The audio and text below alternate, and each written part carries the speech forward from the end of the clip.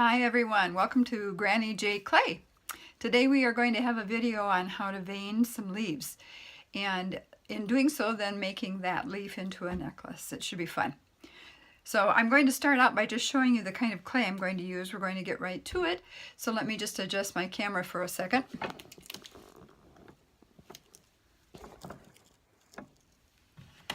There we go. This is one of the necklaces that I have made, a cabochon that I've made out of the leaves. Here's another one. And there's another one. And that one as well. And that one.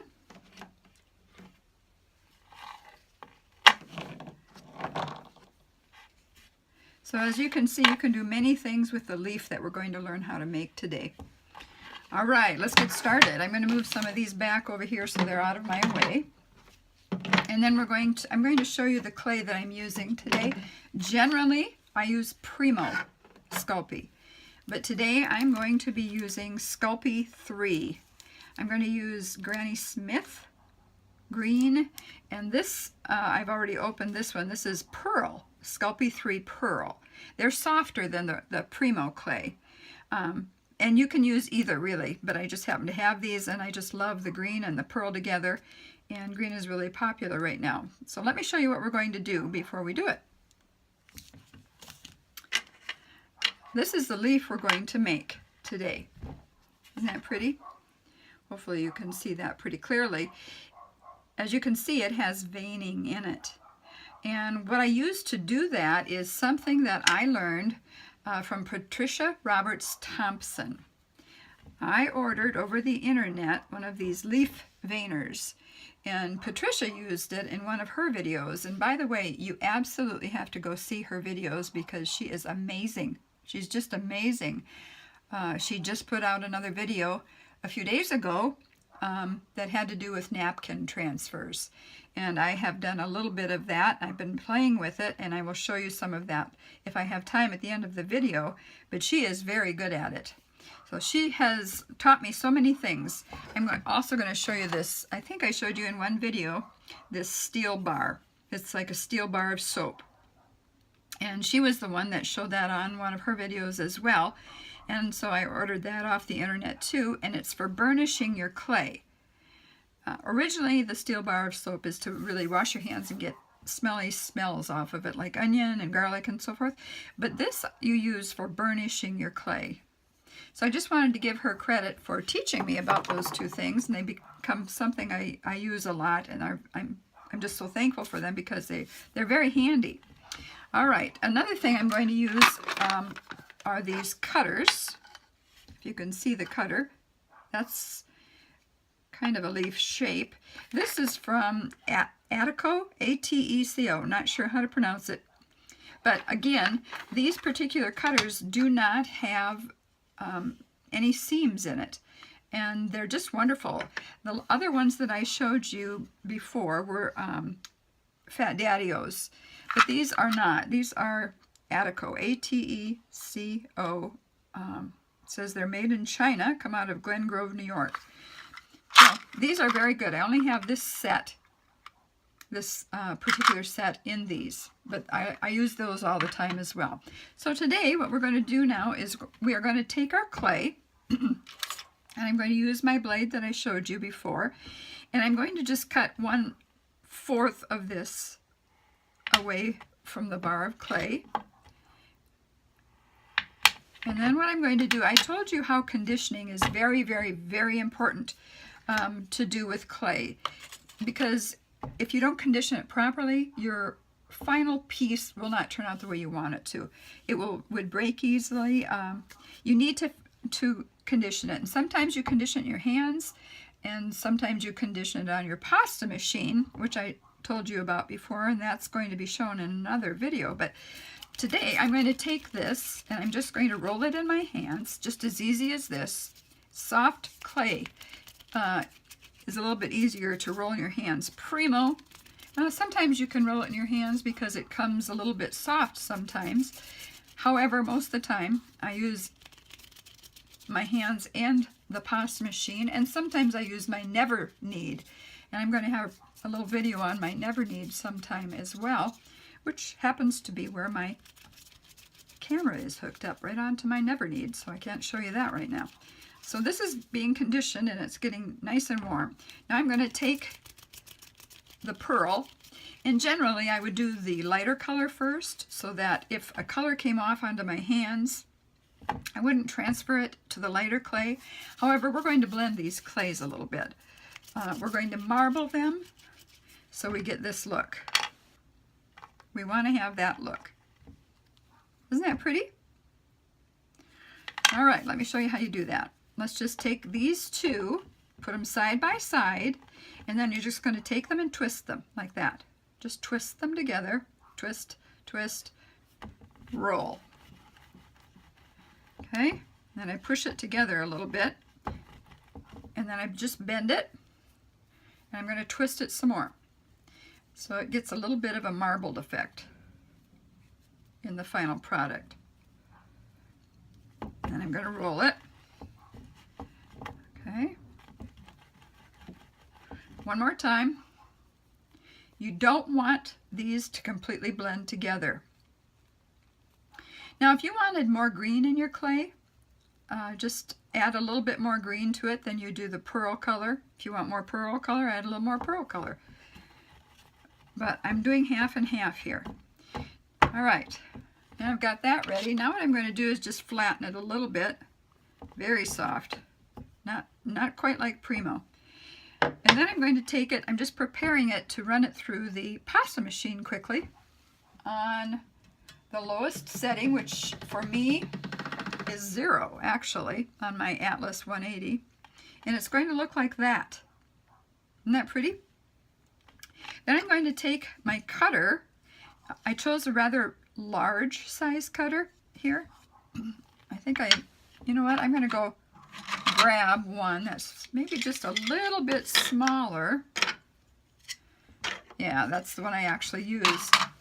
I was doing some clay work before I did the video, and I was using the bigger one. So then we're just going to place it wherever you want to place it. It doesn't really matter. You can see that the pearl and the green are starting to blend there, so you're getting a little bit of a yellowish tone. So I'm going to just take it and I'm going to lay it kind of kitty corner there, press it in, and pull this off. Now if I wanted a beveled edge, excuse me, like I did in a previous video, I would lay a clear plastic wrap over it and then take my cutter and cut it, and it would give a nice beveled edge. On this, it's not going to matter. And then I'm actually going to pick it up, and you're thinking, why didn't you use your blade to pick that up? Well, leaves are kind of, well, they're bent here and there, and that's what this is going to be as well. Now let me show you. I'm going to take the leaf, I'm going to lay this in here, and I'm just going to take the top, which is veined as well, and line them up best I can, and then press. Press, press, press. Do you see how pretty that turns out? And then what I do is I just tip it and bring it off of the veiner. Gives me a very pretty leaf. When I get this far, then what I'm going to do is excuse me, turn it the way I want it. The leaves, the veins in the leaves generally go down and toward the bottom of the leaf. And so I'm going to take, let's see what I've got. I've got this plastic needle. It's got a big eye on it. But I'm going to lay it on the leaf right there, and I'm going to draw a little clay up around it very loosely and pinch it together at the top and kind of smooth it out. And then I'm going to pull this out. And the reason I'm doing that, sometimes you don't really want to put, let's see, don't want to put your leaf, let's see, which one should I show you? Sometimes you won't want to put your leaf on anything. This has a pretty background here, a larger cabochon. But you could really just take this and string something down the middle of it and maybe let some beads hang down. I've made a necklace like that before. And string your necklace and have it just like this. Now what I like to do is just kind of make some curves. Because as you all know, leaves aren't just flat generally. So I make a few curves on that, and then what I do is I take it and put it on an index card, put that on a tile, and I take it and put it in the oven at 275 for 1 full hour. Once it's done, and it comes out looking like this. I've got 2 of them that I made. And so they're hard, they're kind of thin because you've pressed it between the veiners, but at this point now you're ready for a flower, whatever you want to do with it. It's really up to you. Today I'm going to take my blade and I'm going to cut a little bit off of my pearl, and I'm going to make a flower for you. And this isn't any science, you know, flowers aren't perfect either, but I just cut pieces off and then I'm going to roll them.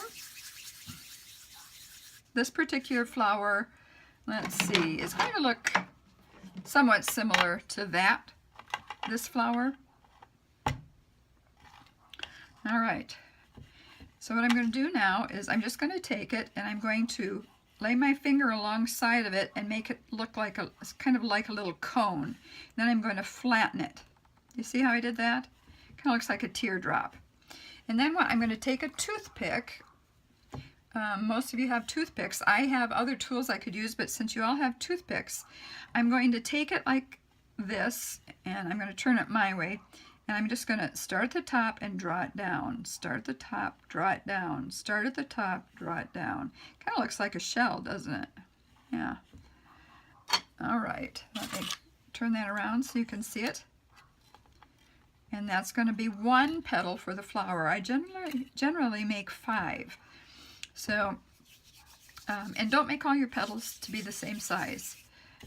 It's better if they're all a little bit different in size. Fairly close to the same, but yet a little different. Here's the next one. Press it down, okay? Make that teardrop look. And then again, I'm going to take it and draw it down with the toothpick. There we go. So there's 2. And then we're going to make another one. This one's a little bit bigger. Okay, oops, excuse me. Didn't mean to grab that needle. You could use the needle, I guess. Okay.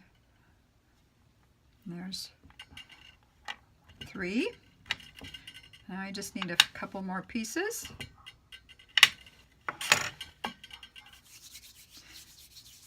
And as you do this, you condition it as well.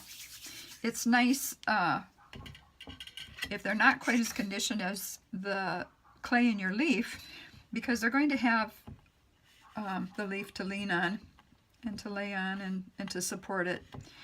All right, so let's just draw this down. There we go.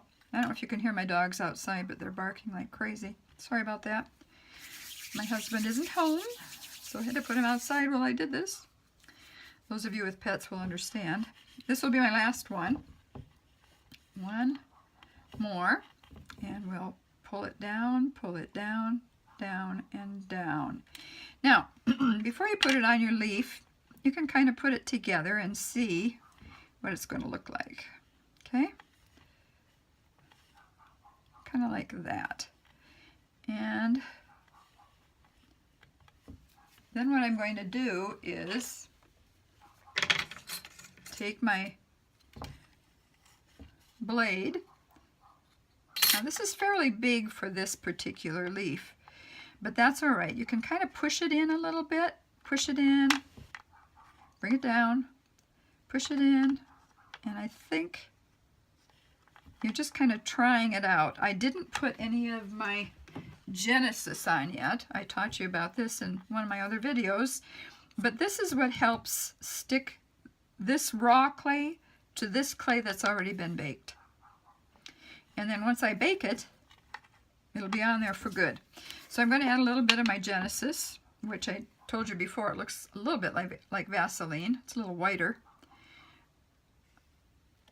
But it's a medium that will help you And I kind of spread it around quite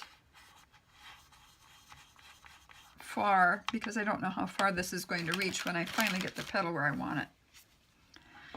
All right, this one looks like this got squished a little bit, so I'm just going to kind of,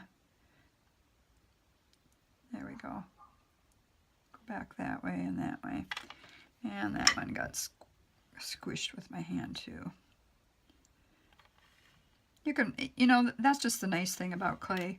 You can always fix it. You just can always fix it. And this particular flower is going to kind of come up on the ends a little bit. Now what I'm going to do is I'm going to take my ball tool and I'm going to pick up the flower. Oops, sorry about that.